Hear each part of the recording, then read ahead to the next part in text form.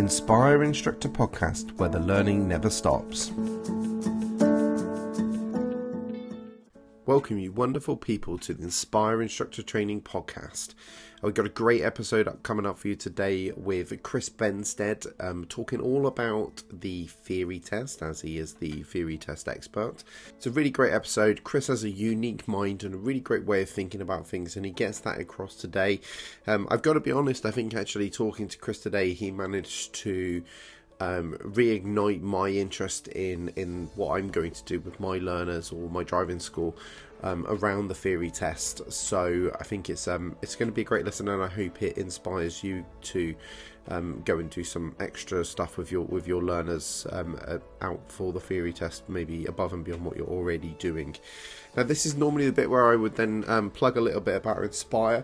What I'm going to do today is talk about something that we offer for free, which is our Friday morning Facebook Lives. So every Friday morning at 8 a.m. we do a Facebook Live where we answer your questions, anything you want to ask us. So either send in a question, or if you're around on a Friday morning, hit us up on the live and ask us a question on the live.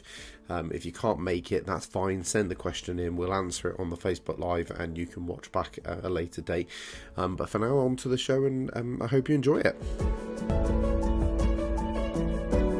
So welcome to the podcast, Chris Bensted of Theory Test Explained, which might be a little bit of a clue of what we're going to talk about today.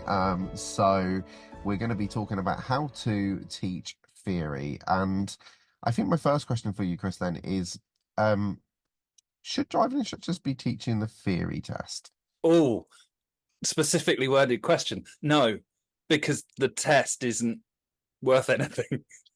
It's rubbish. We need to change it. The content of it is crap. There's no other word for it. It's absolutely awful.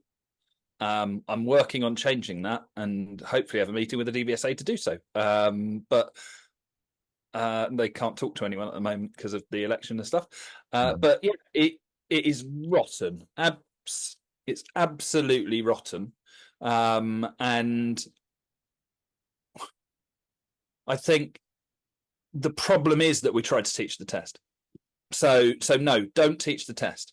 And I will go one further. Don't teach the theory. So I think where people go wrong, it's all right for me. I'm just doing theory now. Other bits on the side, but my absolute focus is theory. But if you're not doing that, if you're doing practical, don't teach the theory.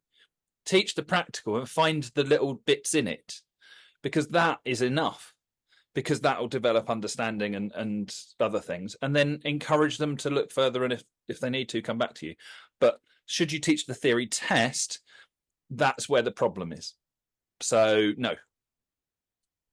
Yeah, I agree. And actually, I'd probably say you could say the same about the driving test.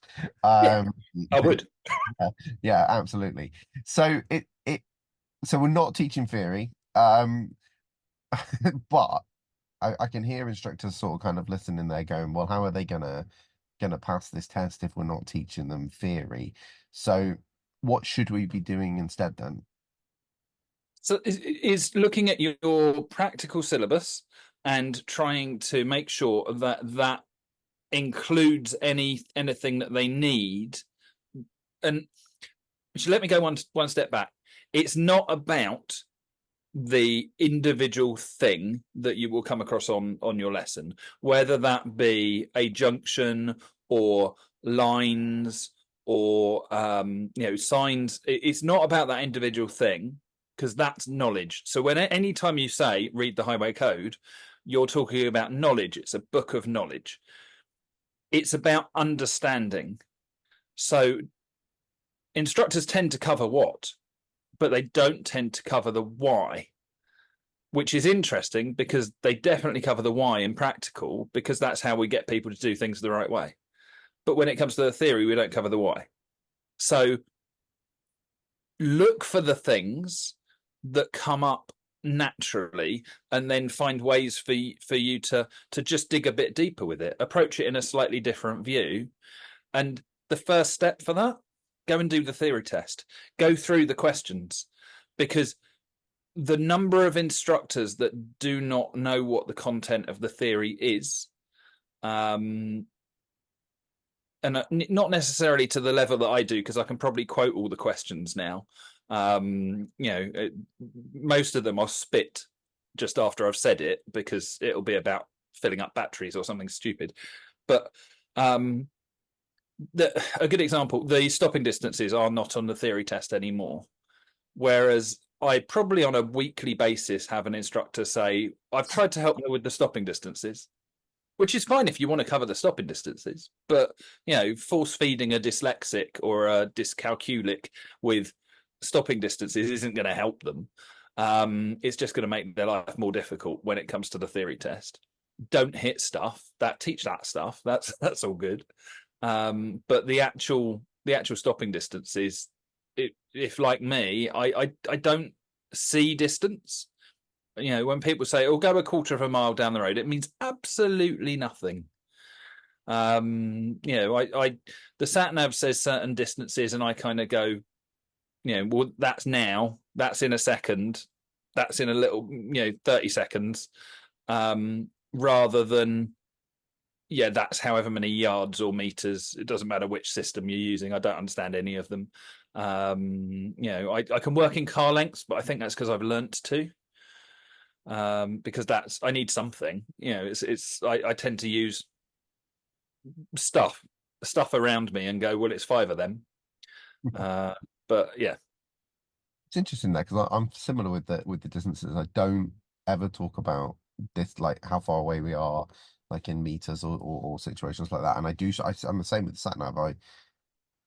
My sat nav is either close or not close. That's yes. My brain works like it's nearly there, or oh no, actually it's not going to be here for a while. That's how I work it out. And it's the same. I'm the same way. If I'm judging my gap from the car in front, I am not judging it in meters, distance, card. I'm just like, that feels safe. Yeah. And the issue with that is it's experience based, isn't it? Yeah. So my job in the car in that situation then is to encourage the pupil to understand what safe feels like, and then put in some scenarios that allow them to gain that experience, I think, is the key, rather than me saying, because actually if I said it's, and I know like the rules, like no, like the 2 second rule, but if I said, but there's a lot of times where 2 second isn't appropriate. And so that situation, I think, and I don't necessarily do the whole like let's count sort of kind of thing. I think it's like it should just be what feels safe. And if there's a whole bunch of traffic ahead, and it all's like you've sort of seen it on a motorway, so it's built up and everyone's interchanging lanes, and I'm not sitting 2 seconds behind the car in that situation, because if it all goes off in front of me, I want more time. And so I think it's about and I know that is experience based, but they're the conversations we should be having with our pupils. You said earlier about like the why, and it was actually one of our top tips recently, which was the learning happens in the why and the how. And those are the things you should be digging into. And you said we do that in the car, and I don't think that happens enough in the car, that we dig into why we should be doing stuff. This is why we have things like stupid instructor catchphrases, because we're not digging into why. Is that because we're not digging into their why? I think probably what was in my head was that we tend to do our why. I try not to, but I think as an industry, there is a why, but it's not theirs. No. The question that I answered this week, one of my favourites, is they're not checking their mirrors. How can I get them to? You've got a couple of options of hitting them with a stick, metaphorically, of trying to drum it in and do it because I'm telling you to. Second they pass their test, that won't happen. You've got that, constantly telling them, well, there might be, and them going, but there isn't. And again, that won't happen after, because they don't believe there will be. So my approach is to then say, well, do you understand that there could be a cyclist, on that side? Yes, because they're not stupid. They get it. There could be, but their belief is there isn't. Well, if they accept they could be, then what they're saying is they're happy to kill a cyclist if there is a cyclist there, or knock them off their bike at least. So what's their number? And you have to ask it totally non-judgmentally. It's just a factual thing of going, how many will you hit? And that becomes an entrance into their why. So it will either be them getting angry and saying, you can't accuse me of something like that, or them laughing because, all right, you've made your point. I get it. Or some kind of realization where they start thinking about it and they just happen to start checking their mirrors, and you sit back and smile nicely because the magic's happened. And that's the bit that annoys me, which is why I'm not in the car anymore, because I want full credit for it and they don't give it to me. Yeah, no, definitely. It is interesting, and you've sort of kind of hit the nail on the head there. It's about them. It needs to be important to them, and that's what we've got to do. Is it's not repetition. I do think sometimes there is an element with mirrors of information overload, like when they're learning to drive and their brain is still on their feet and they've not got that skill. It is hard to also think about all this stuff that's going on around them. So it's not something I do get them obviously checking their mirrors and building these sort of kind of habits and just being aware that we're supposed to be doing this. But it's not until I feel like they have that core skill of driving that I then really start to push it, because I just don't think they have the brain space until then to. No, and I think with everything else, we hand things over. So if you take the approach for doing things at the beginning, and for let's just start with all you're going to do is steer. I'm going to do everything else, but they need to be aware you're doing what the everything else is and what you're doing. And then, okay, now let's get you using the gas pedal a bit. I'll still do the brake and the clutch. Now let's get you doing a bit of braking. I'll still do the clutch, the gears, and you hand over that responsibility. If you don't include mirrors in that, I'm going to be looking here specifically, not just I'm going to be keeping an eye out around us. You can't then complain when they don't understand that there's a need in a system. And that for me is the same with theory, that not telling them what is there and what is inclusive in the requirement is like saying go and read the highway code, because the highway code will tell you what but no why. So when someone is failing for road signs, which, just a quick caveat because it's one of the biggest bugbears I have, the section that says road signs, when they get their sheet at the end, and every single pupil I have ever had has had road signs if they have failed. It's been on there. It's nothing to do with road signs in 90% of the cases. It's to do, that category is to do with lines, rules, the rules connected with the sign. It's not the sign itself.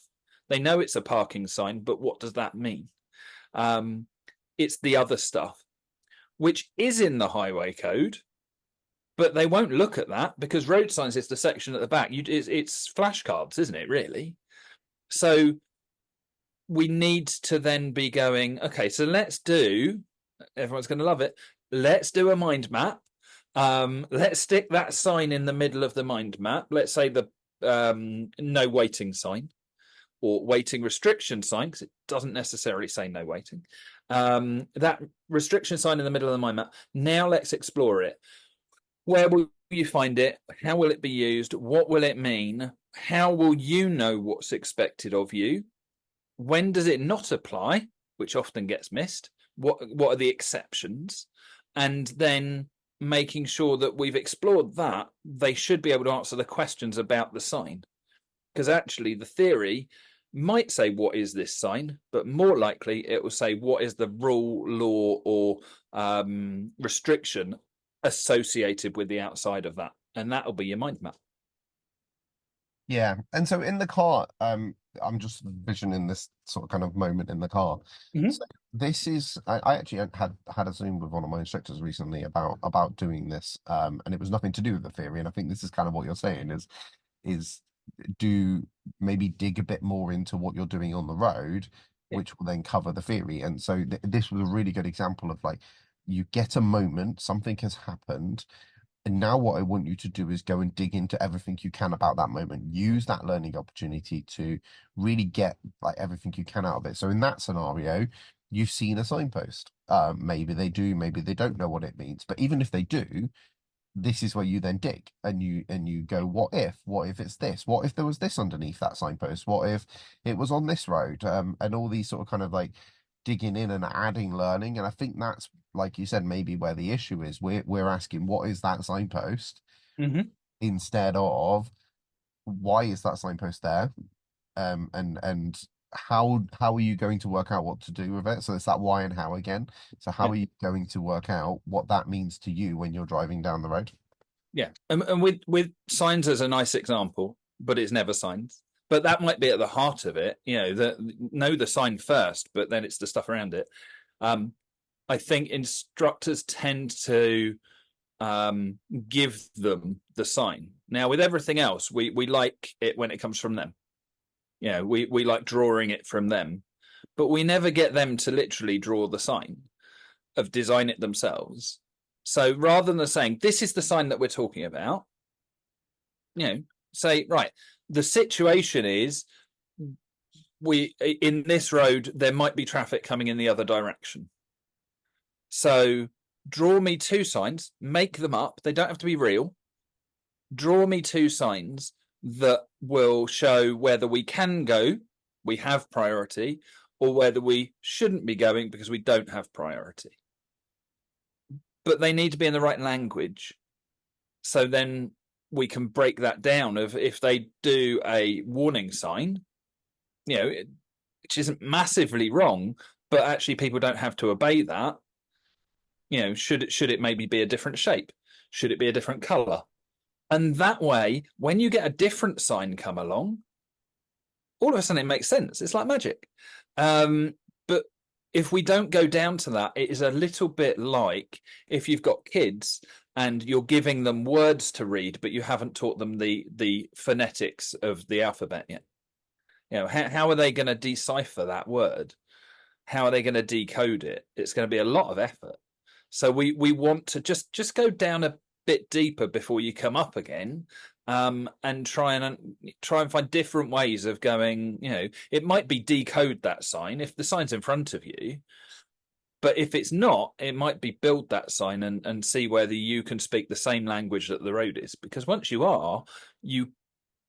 have the foundations of it, it makes more sense. Interesting.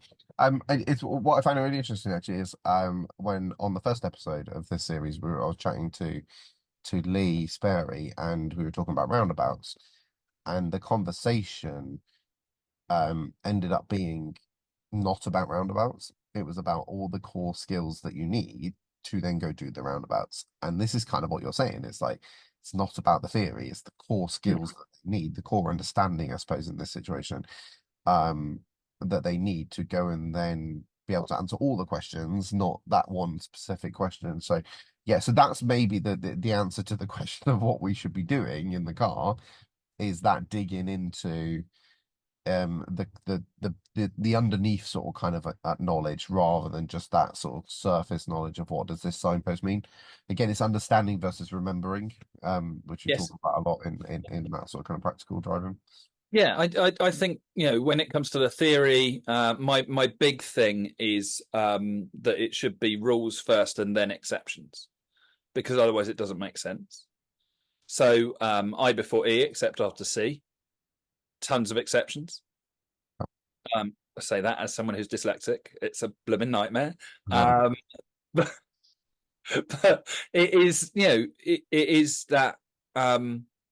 The rule is the rule. It still works a lot of the time. It's the joys of being, speaking English is most of it doesn't make sense, but the rules still help us. And then we can go accept. And actually, when you dig into it, those exceptions have rules behind them as well, which is what causes it to be an exception. So I think, rules, then exceptions is really, really important. But driving instructors try to do 2 things that theory trainers don't try to do. and I don't, I'm not really dividing the two, but just if we have the different hats on, because I like a hat. So the the the two things that practical training tends to have is that you're safe. That's a big no-no on the theory test. And it used to be the go-to. The go-to was look for the safest answer. If you're saying that still, don't say it anymore, because it doesn't work. The safest answer isn't the right answer in a lot of cases, probably the majority. And that's because if you're approaching a junction, the safe answer, if you're not sure, if there's doubt, then you should slow down, stop. If you're in a manual, slow down, stop, put it into first. Because that's going to keep you safe.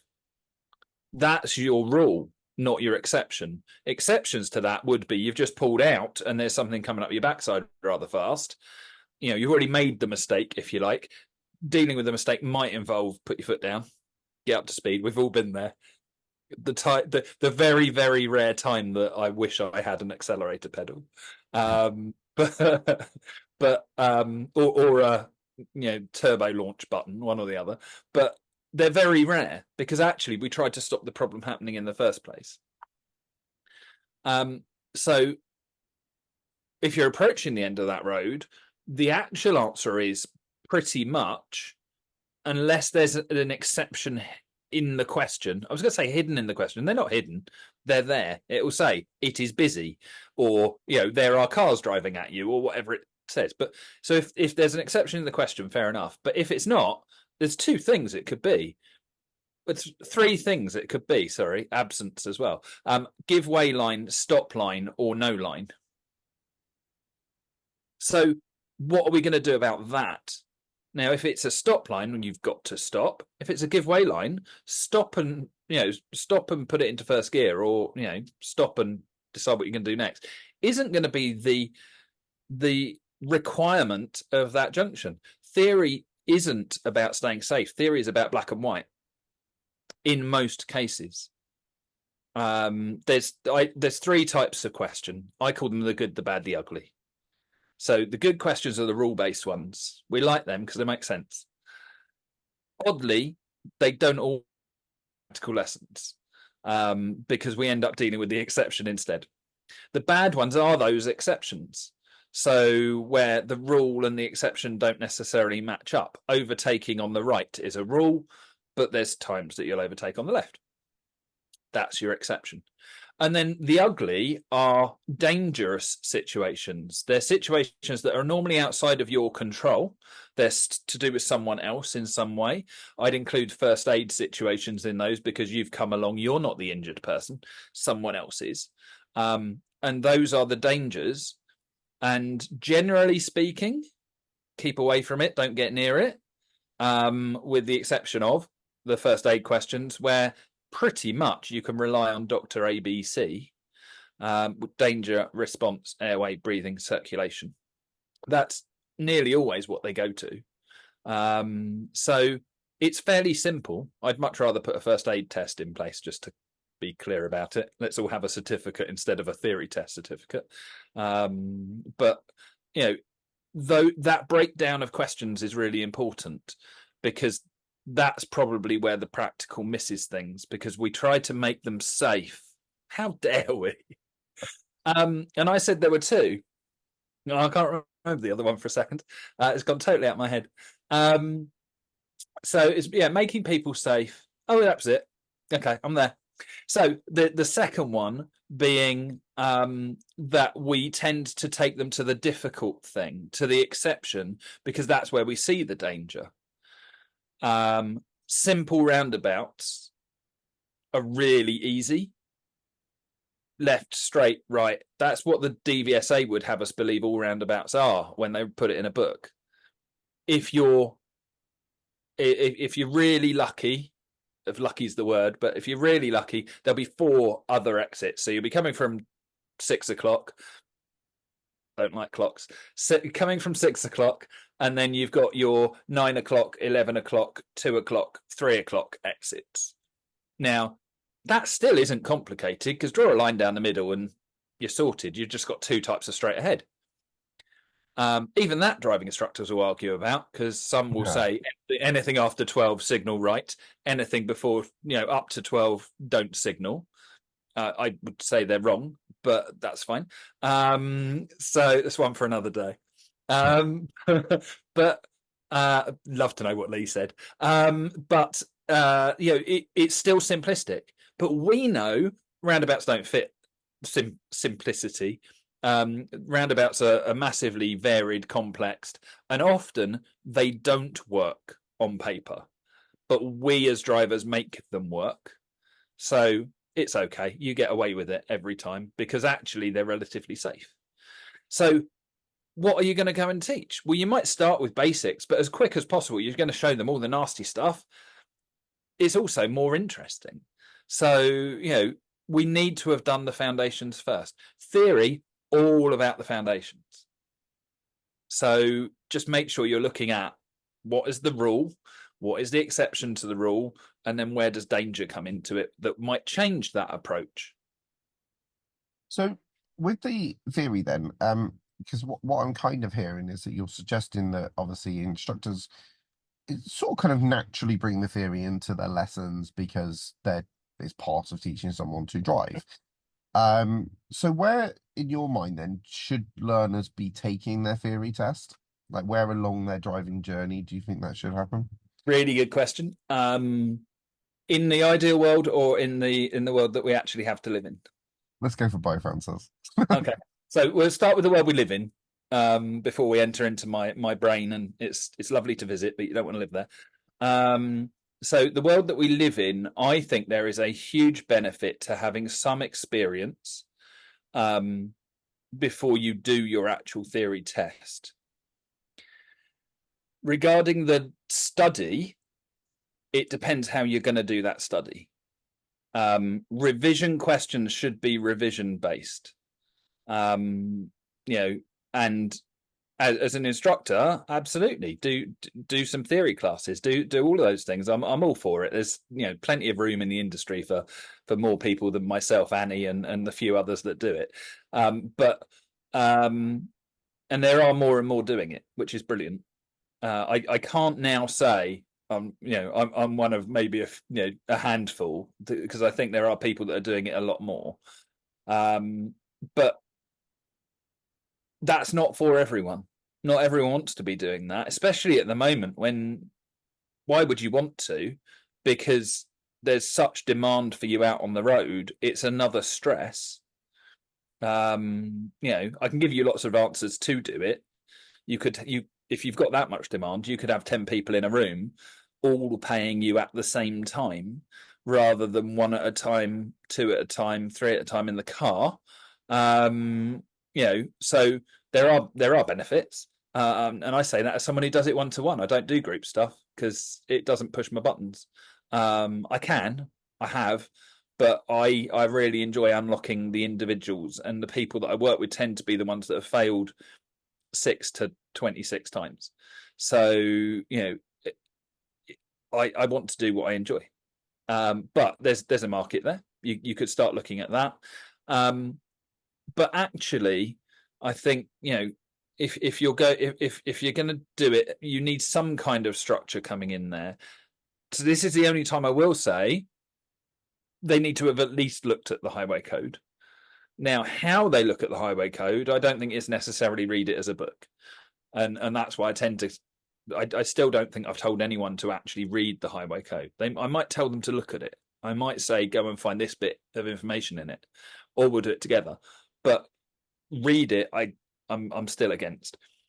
But that's my grey moment when, all right, maybe it's better than nothing. Revision questions should be kept for revision.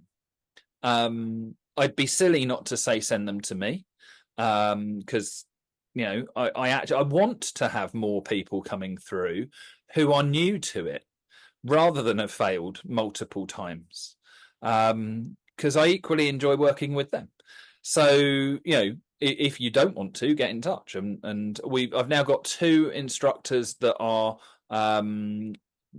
suggesting at least that when their pupils come on board, that they do my first session, which is an introductory session when I don't really talk about theory. I talk about how to work the test. And I don't necessarily, that's not teaching the test, but it's going, right, here's questions. These are the things you need to look out for. And they're actually road based, but it's how to draw those out of the questions so that you know what you're dealing with because of the lack of experience. So yeah, on that front, get in touch by all means. End of advert, because I don't like doing it. But I have something there, because they can then come and get some practical, and then they can do the test. Those that have passed the test before they've started the practical, you've got to work harder with them, because they've probably, in most cases, done it without having a clue what they're ticking. I've had people who they have situational knowledge of the theory test questions, because when you read the question, they'll say it's bottom left. I haven't got a clue what it says. Or they'll pick it because it's the one they don't understand, so that must be the right one. That works.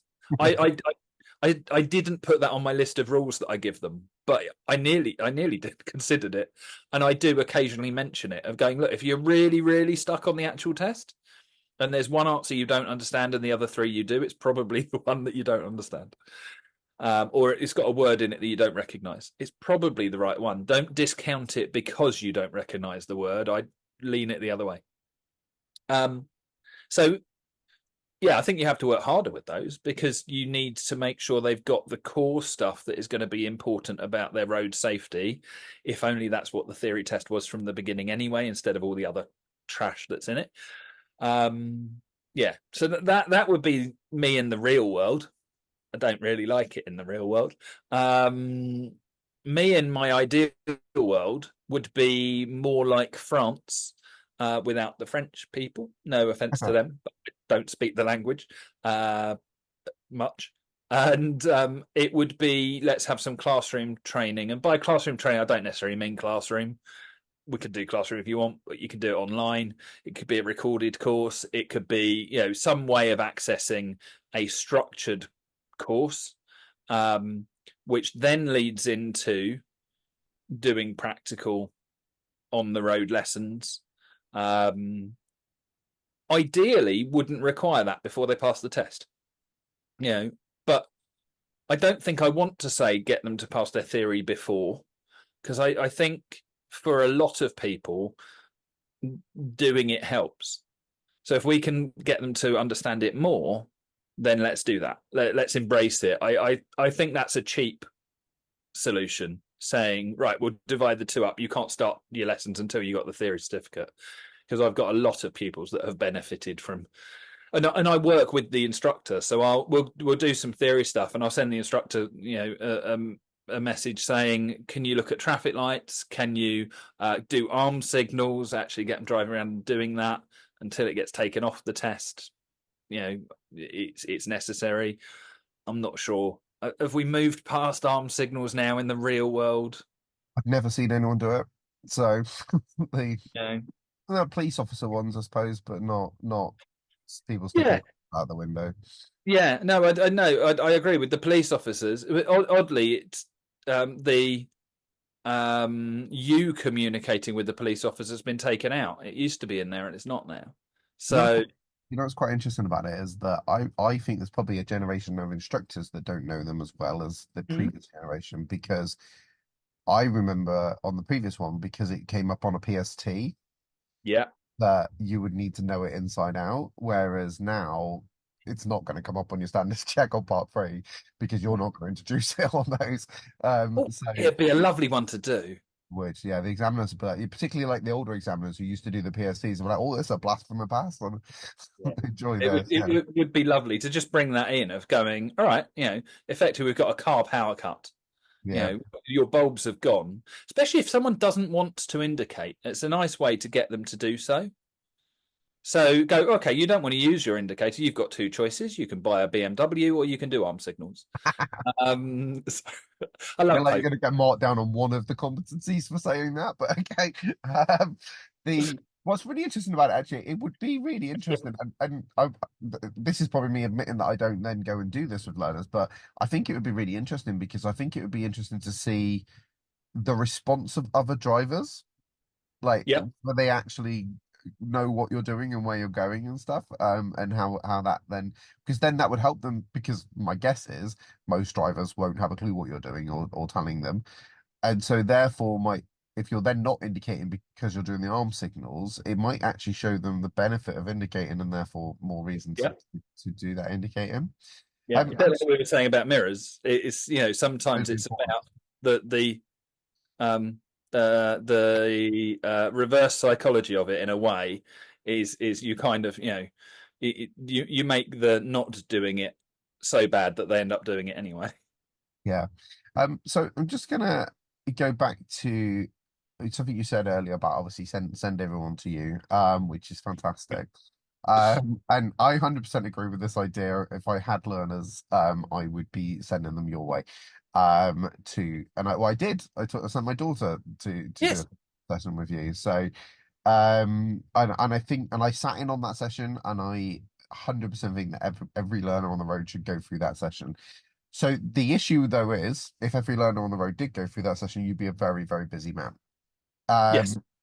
So as much as I would love that to happen, it's not possible. So what would you suggest for instructors who maybe just want to offer a bit, so they're maybe solo or even within a franchise, um, want to just offer a little bit more to their learners, than just digging a bit deeper on the lessons, and actually want to sort of kind of have a specific sort of kind of theory-based sessions. And I'm sure there are instructors out there doing this already anyway. Yeah. Even the ones that are doing it, like maybe like what would you suggest they should be doing in those sessions? Like what should they be delivering? So firstly, keep in touch with me because that option's going to change, because I'm looking at developing things so that I can provide tools to people under the Theory Test Explained brand. So anyone who is interested, get in touch. I'll stick you on a list and keep you informed, because that's something that I'm really aware of. There's only one of me. And do you know the odd one? I think this is just me realizing, that I'm not immortal, because I'm slowly getting older, and being reminded of it every time I try and get out of bed in the morning, and everything else, is I don't want all the hard work that I'm putting into the theory, because I really do want to change it. If I get hit by a bus tomorrow, I don't want that to suddenly stop. So I want to make sure that there's actually something tangible that people can pick up and use. So for a future perspective, it's taking its time, but I'm getting there. Keep in touch. But I think the biggest thing for me is that we get caught by how it's always been done, and our training comes in midway. So we come into the practical bit, and theory should come first, logically, because the practical can't exist without it. It would be chaos. If there weren't rules on the road, everyone just driving around, it'd be like Mad Max. Some other countries.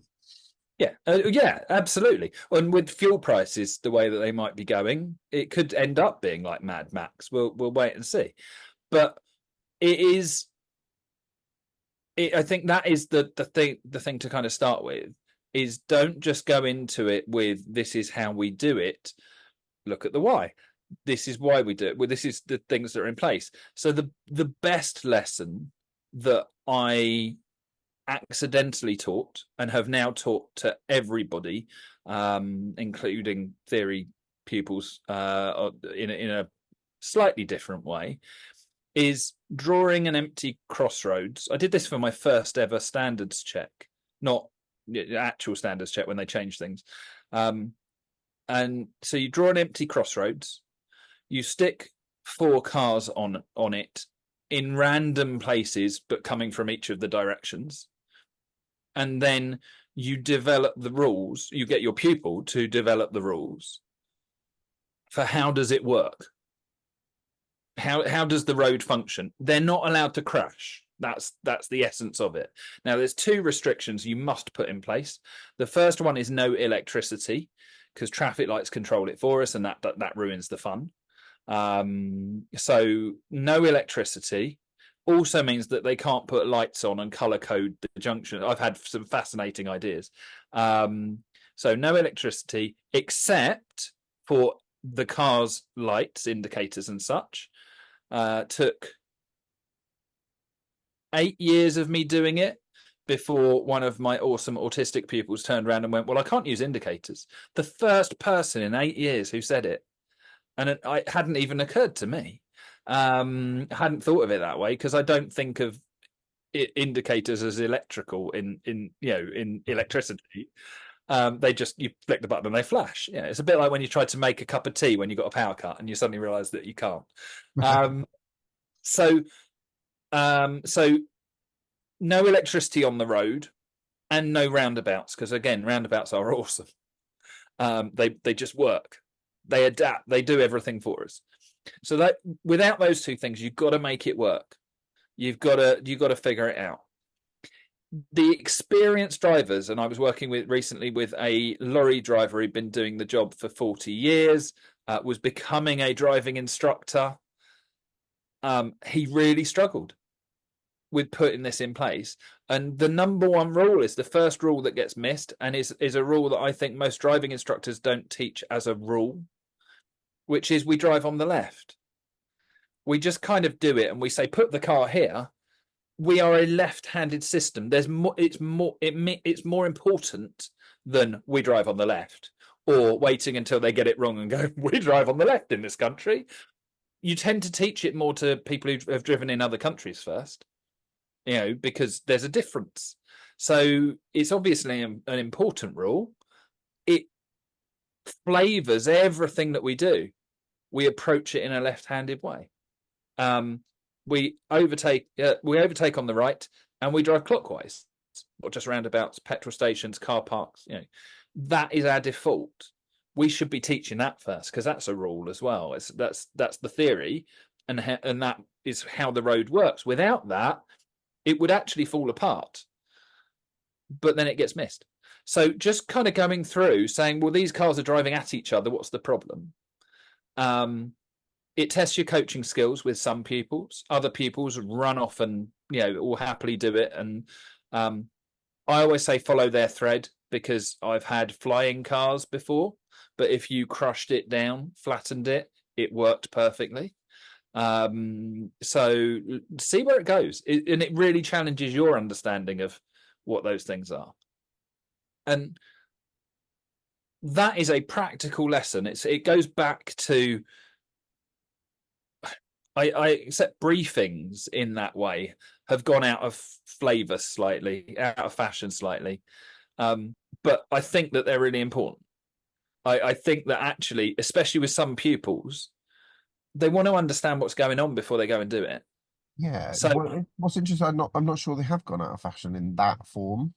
I think what's gone, and I think quite rightly gone out of fashion, is the instructor having a list of stuff they want to tell the pupil, and then basically reeling it off and watching the pupil's eyes glaze over and slowly slip out of the car. I think those conversations, I love using Fiona Taylor's little card. Yes, love her. Would be perfect for that scenario, and it's in a way, without realizing it, it's not exactly what I do, but it's kind of what I do for roundabouts or for anything really. I give them the diagram with the cars and say, how does this work? What are we going to go and do? And so I think that is absolutely a conversation you want to be having before you go and do whatever you're about to go and do. Yeah, I know, and I think it should be there. I just think if you look at the standards check structure, part 3 structure, goals, roles, it's not in there. No. We're not teaching something new generally in that topic. That's I'm not saying you can't. I'm saying generally, if you are teaching something new, you've had that conversation before you turn up. This is the thing that we class this bit before you turn up as not part of the test bit, which it should be. If you're not teaching something new, Why are you teaching it? Because they've got a problem with it. Yeah. Well, then you need to clarify their learning. Yeah. So I would say it's always got to be there. How it's there, I don't know. Yeah, it depends on the situation and the subject and all of those things. But actually, maybe that's why they're getting it wrong, because over and over and over again, their instructor is assuming that just because they've told them once that they understand it.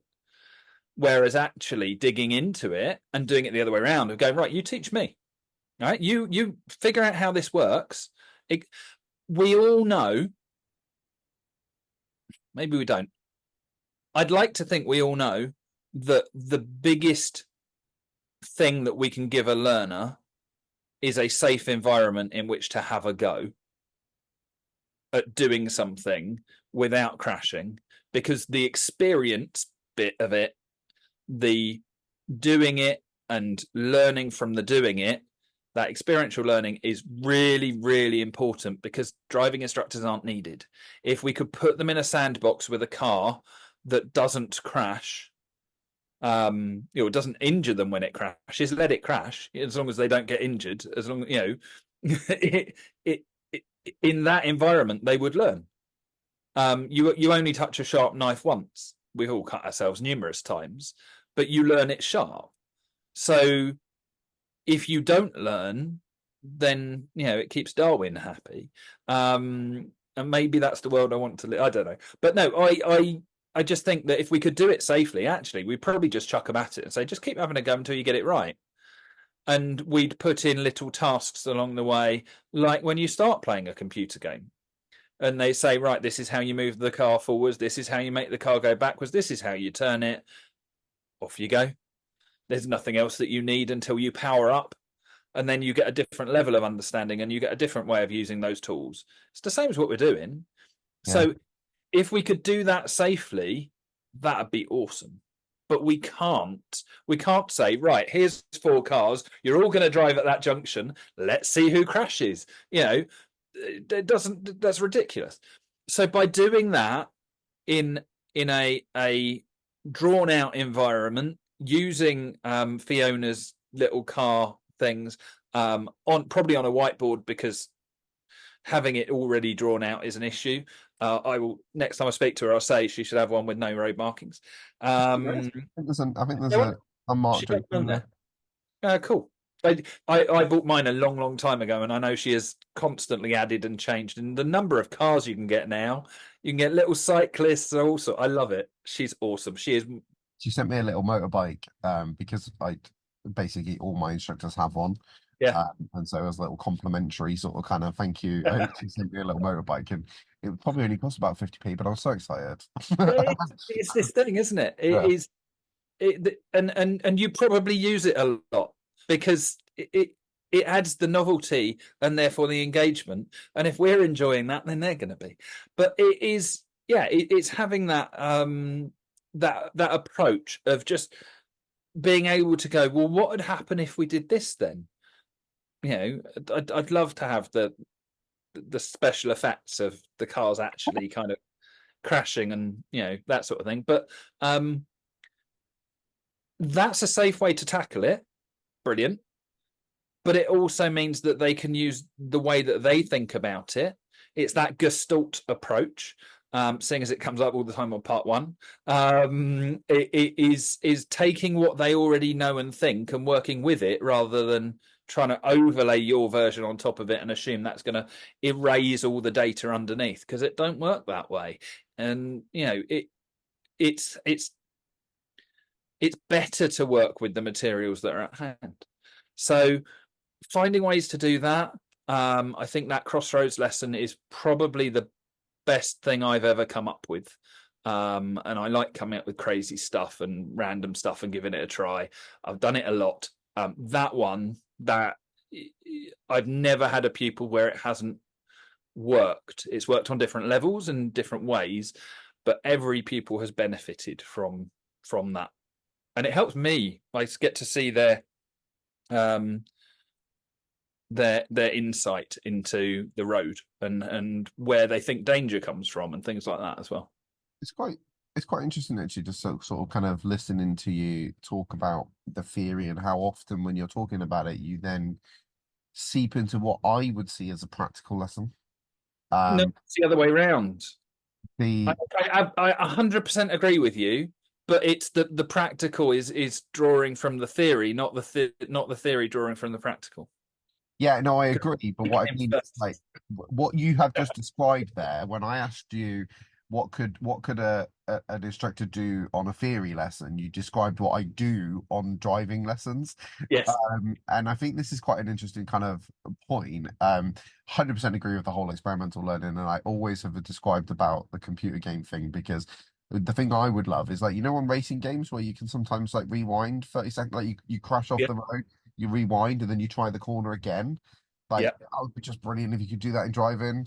and Yes. that's how And people learn. You get better. And like you said, we do that with the toy cars. So you can, or you do it hypothetically. You have the conversation. That can be experimental learning. That yeah. they explain what they're going to do, and then you analyze it and come to different conclusions. So yeah, absolutely, you can do that. But what was interesting about it was it's something that I've not done. I've not necessarily ever done like online Zoom sessions with theory. I've had conversations with my pupils in the car. It's something I've considered doing, running a drive-in school and thinking actually we've got like over 300 pupils. It's something I could offer to them as en masse. But I've never done it because I didn't know what I wanted, what to do. And I feel like you've sparked a sort of kind of thing in me to do this because what I didn't want to do is go and sit and talk about the theory Mhm. because it's not me. It's not necessarily. I even though I didn't create a theory course, it wasn't. It didn't excite me like it does you as much. But that conversation about crossroads, I would love that conversation, and I think maybe that's maybe the way we need to be looking at these things is not like the theory test. Like right back to what we started, not teaching the theory test, teaching understanding and theory of driving. And those conversations can happen around a crossroads signpost, like a drawing of a crossroads or a drawing of a Mhm. roundabout or a drawing of a road with different parking signs on it. And having just deeper conversations. So yeah, I think that's maybe I'm just drawing from my experience of if there's anyone sort of kind of listening who is sat there thinking, I don't know what to do with the theory. Yeah. I wonder if that is their way in because it's not really any different to what they should be doing anyway. They're just doing it in a different environment. Yes, but I think that's really scary to a lot of instructors. Do you know, I will also just acknowledge I know a lot of instructors don't want to do theory, and I get that. I massively respect it. That's fine. If it's not your thing, don't don't do it. Look at where it's important to join the dots between theory and practical, and do that bit. I get that, but still encourage it because your learner might need it. And find an alternative. Like myself, like Annie Winterburn, like the drawing color academy, color whatever it's called, color academy, isn't it? The coloring in book for the theory, although that's a little bit out of date now, so be careful because it's none of it's wrong. It's just got a lot missing from it. It needs an update, which I really hope that they do. Not the app. Don't go app first. App's revision. Can we check in for a 5 minute theory podcast because I think Terry will kill us if we don't. Yeah, absolutely. The 5 minute theory podcast is on my list of resources that I use on that I recommend to everyone. I think there's lots of other bits out there. There's some people doing bits on YouTube. My concern, nothing to do with the 5 minute theory podcast, to be clear, but my concern is always when it is test focused stuff, because that's not starting early enough. It's effectively a different version of the revision stuff, really, but has got some, here's the question, now let's look at the understanding. Try to go back further to go, well, here's the situation. What do we need to know? What are the important bits to keep us safe? And I think those things going there. But I then also think the concept of go and do a classroom session potentially with a number of people, if you're worried about, scared of, or whatever you prefer to call it, doing it in the car, you ain't going to go and do that. So so look at it as just an individual, each individual pupil. Go back to the almost that old school approach of a briefing in there, where you then discover their knowledge, and just allocate a 5-minute window at the beginning of the session to go. So we're going to be talking about this, that no glass is totally empty when you get it. You know, they've got something in there. Ask them what they do know about it. And we know that often we're dealing with teenagers who go, don't know. Hand them the pen and paper and wait until they start drawing, because they will. You know, sometimes you just got to kind of hold out a little bit. And you need to have, you know, all right, I'll draw the outline. Now, where are the cars going to be going? And just draw them in a little bit, you know, the reluctant child approach. Because once they understand that that's going to make their life easier, they will probably buy into it. You know, I've been there, I've done it. You know, I get the ones that don't. There's normally a reason for that. You know, I think maybe that's where we'd have to start digging a bit as well. If they don't want to be there, they shouldn't be there. I don't like teaching ones that don't want to learn. But yeah, so I absolutely agree. I think, you know, if you've got the facilities to and the market to, because if you've got a driving school, you've got more people to sell that as a concept to, or insist on. You know, you cannot sign up with our driving school unless you're going to do this. That's it. That would be a brave move and a really good one. I think but it doesn't have to be that big numbers. Like even if you've got like your average instructor, maybe they got, I don't know, 15 to 20 pupils. It's just maybe covering that en masse with those people is what I'm sort of kind of thinking is it'll probably save you time. It'll probably improve their driving. It seems like it's a marketing tool, like you said. Whether you charge them or not, maybe it's just a bonus that you offer out. And it just becomes a thing that you do that other schools don't, and that can be in a market that I know we're all very busy at the moment, but I'm seeing signs that's slowing down. So where do you stand out? How can you stand out? So yeah, I think absolutely. So what I just want to kind of like round us up a little bit, and I appreciate this is probably going to take longer than rounding up. Could you give us like top 3 tips for like your average Joe instructor to deliver in the theory? Am I allowed to swear? If you like. Okay. Know your shit, don't show your shit.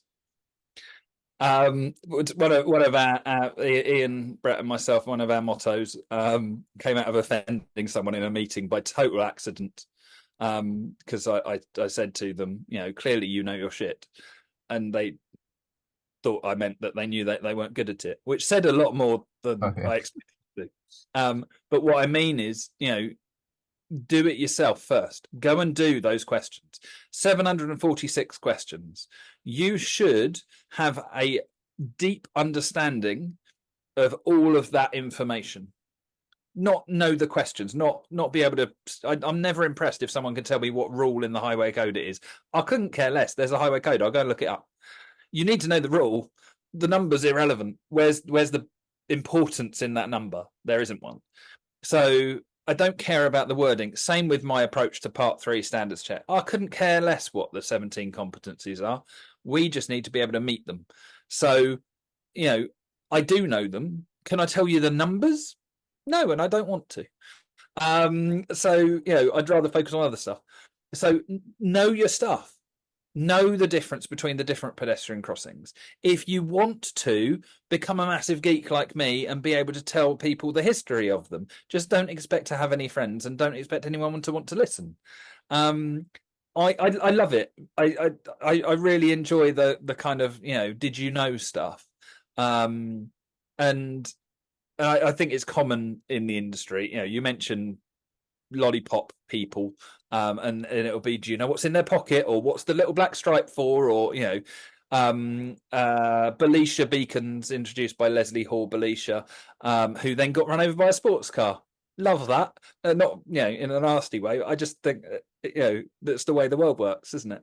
So try and find some interest. To do that, make sure you know your stuff, because that's your starting point. So first thing to go and do is use whatever you recommend to your pupils, because then you'll find the problems with it. So if you recommend Theory Test Pro, then use Theory Test Pro. That's what I use. If you recommend 4-in-1, then use 4-in-1 to do it. You want to understand the product that they're using. If you once you've done that, once you've got that understanding, think about the bits that you struggled with. Because if you're a driving instructor, an experienced driver, and someone with that level of ability, but you've still got stuck, pupils are going to have the same issue. And it's not knowledge, because you've probably got enough knowledge to be a good driver. Hopefully, you're still doing it. It's understanding. So it's the why. And then it's comprehension is the other thing. So while you're going through it, a bit of an overlap, while you're going through it, or go through it a second time, pull out the words, pull out the phrases, make sure you're using them correctly in your practical lessons. So my example of that, 2 examples. One, dual carriageway, the number of instructors that cannot accurately define what a dual carriageway is. And I'm not going to say it, go and look it up. Make sure you do know, because that might be your introduction to it. If you go and look that up, you might look something else up at the same time. And junction, the word junction is a technical word. Most people don't use it unless they're talking about motorways. But interestingly, in the theory test, and there is an exception, but as the rule in the theory test, if they use the word junction, it is about cars emerging. If they're turning into the road, the side road, it will be called a side road, not a junction. Now, that differentiation is really important to when you're trying to visualize a question. So you've all you got is words on the screen, because for some reason the DVSA are allergic to photos. Why we can't have animated GIFs of like the motorway signs with the lights flashing up and down, instead of having suns and moons, as I describe them, to kind of represent that. Let's modernize all this stuff, but make sure that those words are matching, that you're using the correct terminology, because if you're not, they've got to work harder. And as far as I'm concerned, at that point, that's your fault, because you can change it. Now, if you want to call the pedals the thingy, the what's it, and the Ujima flip, I don't care. That's fine. If that helps the pupil or makes you feel better, brilliant. But they need to know the technical words, because they're going to use the technical words on the actual test. If you are an automatic instructor, you need to teach gears. You need to teach clutch, control, and engine braking, because they are on the theory test. There is no automatic theory test. It's a theory test. So that information, look for where you may struggle, then look for where your pupils struggle, which if you've got access to something like Theory Test Pro or DTS anytime, where you can see what is going on. And slightly embarrassingly, because I consult for them, Safe Driving for Life, you have a level of visibility of what your pupils do, but I'm not quite sure how deep that is, because it's an ongoing development. I haven't looked recently, because my access ran out and I haven't got around to sorting it out again yet. But I believe that's going in the same way, and I think it's a cracking platform. I'm there to tell them what's rubbish about it, because that's kind of my role. But there are still things I would be improving, but there's some really good stuff. Make sure you're using that to kind of not just go, are they doing the theory work, but where are the issues and maybe why. If you're looking for patterns in it and you can't find it, that's what I'm really good at. So do ask if there's a kind of a picture and it's not making sense, because it's never the title. Ignore the title of the different categories. It's very rarely to do with that. You'll get similarities inside of those categories, like technical words. They'll be struggling with those, that kind of thing. And then if that's not enough to get you, moving through it all, and kind of tackling things, make it fun. The theory can be fun. It's not wheels. You don't have to have the wheels moving to have fun in a car. There's a statement I probably shouldn't have said as it started coming out of my mouth. That sounded very wrong. But a YouTube clip, though, my Facebook clip. Go for it. Terry's done worse to me. Yeah. But it is, just have a bit of fun with it and do a little thing. Don't try and tackle the big things. Don't necessarily do the stuff they're struggling with.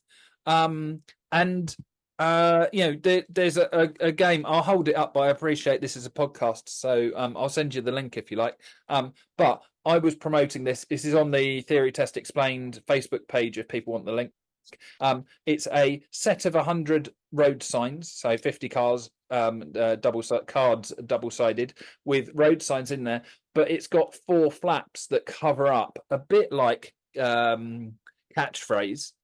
So you reveal in bits. Get that in your car, because currently £3.80, it is an absolute bargain. You bought it for your daughter, didn't you? Yes, for her 17th birthday, because she likes games like that on her phone. So it was a no-brainer that I got the theory version of it. I've had siblings that I've worked with, ones that have, one of them's passed and the other one's with me now, having massive family rows about it. It's brilliant. And then built into the same thing is like a countdown mix up of letters, whatever the posh word for that is. Acronym? Thank you. Is it not? No, it's the other one. No. Oh, that's going to really annoy me. Anagram. Is it anagram? Anagram, that's right. Cool. So there's an anagram of it, and then a little slidey thing that shows you what the what the actual title is. I don't agree with all of them, but often, as long as the meaning is there, they'll be able to find the right answer. So that's fine.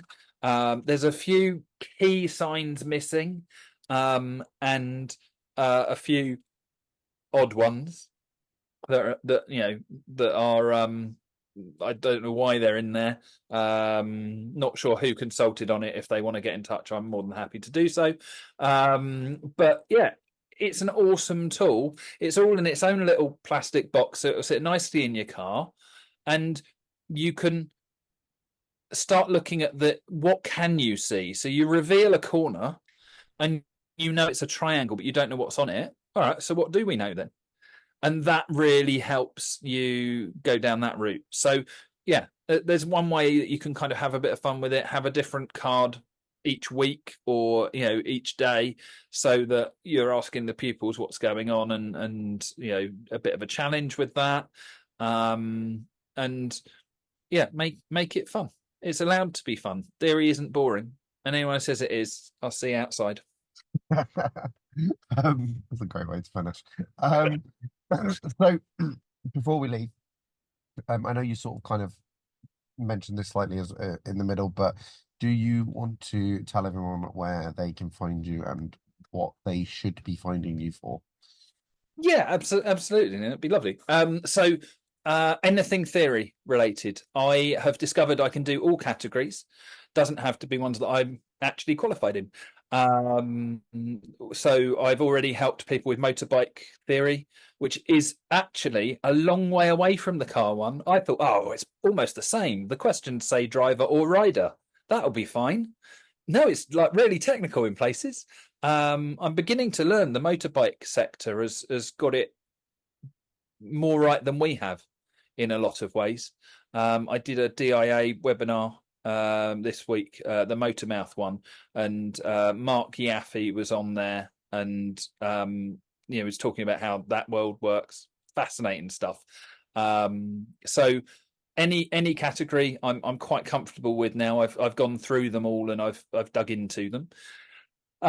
So I do anything theory, part one as well. So if you've got theory questions, if you've got someone who needs some help with theory, if you see someone put a post on Facebook, tag me in it by all means, because that all helps, because I can give them resources. They don't have to come and pay me a penny. They can just get in touch and I can point them in the right direction. There's enough people for me not to be starving, and to be surviving in life. I like to help. I like shiny problems, and I will also mention I run the DITC, the Driving Instructor and Trainers Collective, which is a signposting platform, because I like helping people and point them in the right direction. So if you haven't checked it out, check that one out as well. But best place to find me is Facebook. But if you're not on Facebook, theorytestexplained.co.uk. Brilliantly done.